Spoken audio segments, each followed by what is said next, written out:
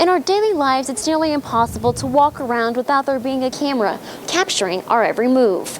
Just ask the men and women of Crime Stoppers. Krista, as you can see, the wildland fire is continuing to burn this morning and has expanded to the southeast edges of the park.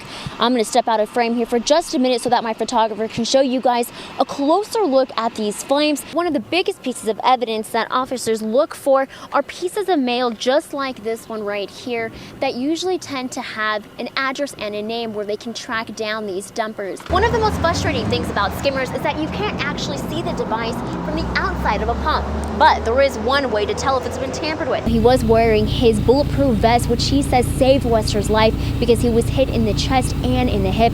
Now here I have with me Medical Center Hospital's Police Chief Brad Timmons. Now what can you give us the very latest on these officers' condition? Jay and Tatum, the storage shed where Eddie's car came crashing through is now boarded up, as you can see. Now bits and pieces from his car remain scattered on the ground here. Then you pour them into a bowl, grab a handful, and swallow as many as you can.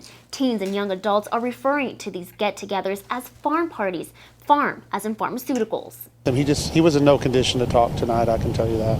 So I know that the arrest affidavit said that he admitted to detectives that he shot and killed his parents. Is that true? Did he say that to you?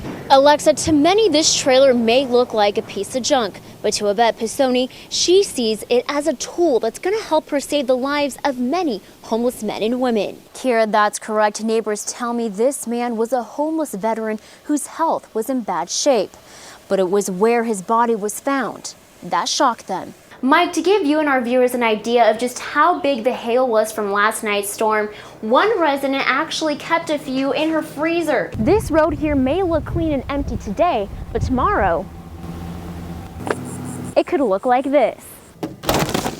Mari Castaneda has been washing and sorting out clothes since she first got word of the tornado touching down in Acuna Sunday, and she says she wishes she could do more. Mercedes' parents admit that they were a little hesitant to let their daughter play such a high-intensity sport such as football, but they've always taught their children that with a little bit of hard work, nothing is impossible. Jay and Tatum, chances are if you were to use your debit or credit card at a Kencoit gas pump, you'd be protected from coming across a skimming device. The father of 5 has been told by every one of his doctors that if it weren't for the initial care he received at the scene of the crash, he'd be dead right now. Police believe that a dispute involving drugs may have been the reason why Haley Milan and her boyfriend Aaron Jarman were murdered inside of their home right here, which burned to the ground in just minutes after they were both shot multiple times. Now, Jay and Tatum, you have to give me a little credit for not telling that entire story without saying cowabunga.